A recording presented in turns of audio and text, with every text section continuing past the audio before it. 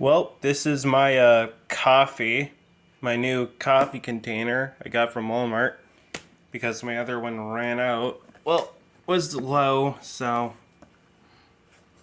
okay. Yep, a lot of coffee. It's my coffee spoon. This is what I use. I grab the coffee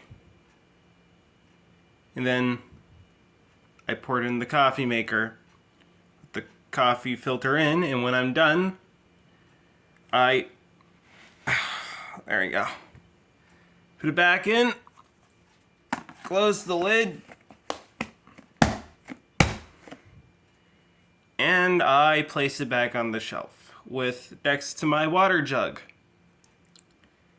Yep. That's it. Ain't that fancy, but hey, it does the job. It gets the job done. Have a good day, everybody. M4 Carbine out.